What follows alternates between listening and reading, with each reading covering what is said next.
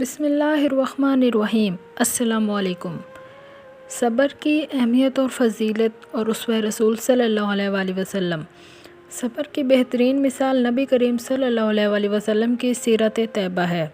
آپ صلی اللہ علیہ وآلہ وسلم جب منصب نبوت پر سرفراز ہوئے اور دعوت حق کا آغاز کیا تو عرب کا ذرہ ذرہ آپ صلی اللہ علیہ وآلہ وسلم کی مخالفت پر اٹھ کھڑا ہوا اور دشمنان اسلام نے آپ صلی اللہ علیہ وآلہ وسلم اور آپ صلی اللہ علیہ وآلہ وسلم کے صحابہ کرام کو ہر قسم کی اذیتیں اور تکلیفیں دینا شروع کیں۔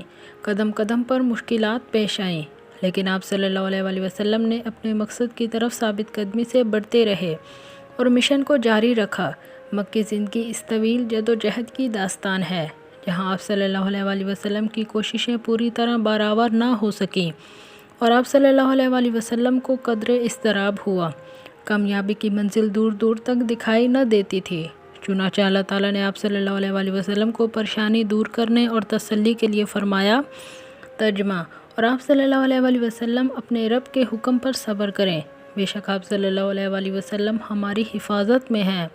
نیز فرمایا کہ اس قسم کی مشکلات و آزمائشوں سے پہلے انبیاء کو بھی سابقہ پڑا، لہٰذا ان کی مثال سامنے رکھیں۔ ترجمہ: بس آپ صلی اللہ علیہ وسلم صبر کریں، ہمیں جیسے اولو العزم باہمت رسولوں نے صبر کیا۔ حضور صلی اللہ علیہ وآلہ وسلم نے مشرکین عرب سے کئی غزوات لڑے، جن میں دشمن کا پلہ قوت اور مادی ساز و سامان کے لحاظ سے ہمیشہ بھاری ہوتا تھا، لیکن حضور صلی اللہ علیہ وآلہ وسلم نے ہمیشہ ہر مارکے میں صبر و استقامت کا مظاہرہ کیا، اللہ پر توکل اور بھروسہ کیا اور کامیاب ہوئے۔ حضور صلی اللہ علیہ وآلہ وسلم کا فرمان ہے کہ جنگ کی تمنا نہ کرو اور امن کے متمنع رہو، لیکن اگر جنگ آ ہی پڑے تو ثابت قدم رہو اور جان لو کہ جنت تلواروں کے سائے تلے ہے۔ حضور صلی اللہ علیہ وآلہ وسلم کی سیرت پاک میں صبر کا یہ پہلو بڑا نمایاں ہے۔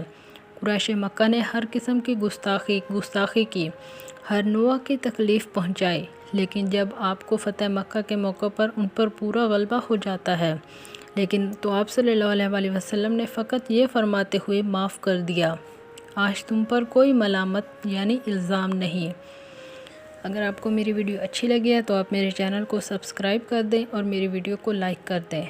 بہت جلد ایک نئی ویڈیو کے ساتھ حاضر ہوں گی۔ اللہ حافظ۔